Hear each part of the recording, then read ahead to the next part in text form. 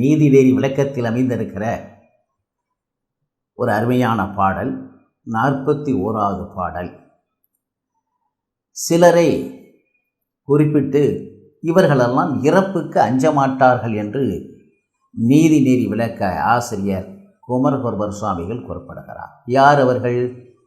ஏன் அவர்கள் இறப்புக்கு அஞ்சமாட்டார்கள் என்றால், அந்த பாடல் களநழிந்த கற்புடை பெண்டிரும் 5 புலன் ஒருங்கும் பொய் ஒளிந்தோறும் கொலை ஞாட்பின் மொய்ப்புடை வீரரும் அஞ்சார் முரண் மரளி தும்பை முடி சூடினும்.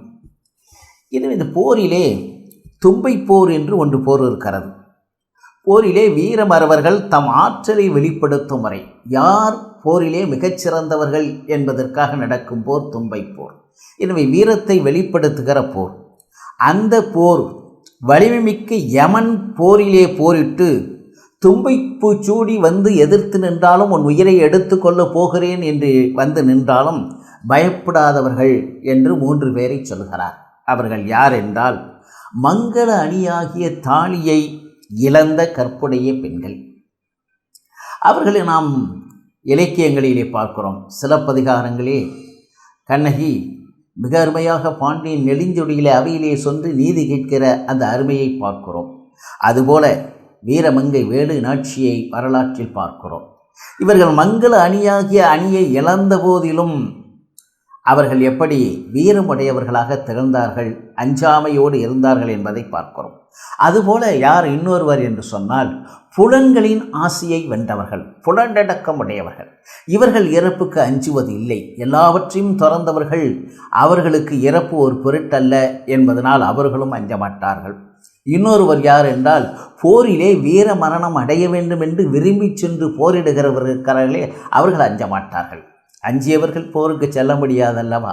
எனவே அதனாலே போர் மறவர்கள் இருக்கிறார்களே அவர்கள் அஞ்சாமல் போர் பெறுகிற தன்மை உடையவர்கள். அவர்கள் இறப்பை எதிர்பார்த்து வீர மரணத்தை எதிர்பார்த்து தான் போரிடுகிறார்கள். மூவரும் மானம் காத்து பழிவராமல் வாழ்கிற பெருமை உடையவர்கள். எனவே இறப்பை கொடுத்து புகழை நிலைநிறுத்துகிற ஆற்றல் உடையவர்கள் என்பதனாலே அதனை மொய்ம்புடை வீரர்.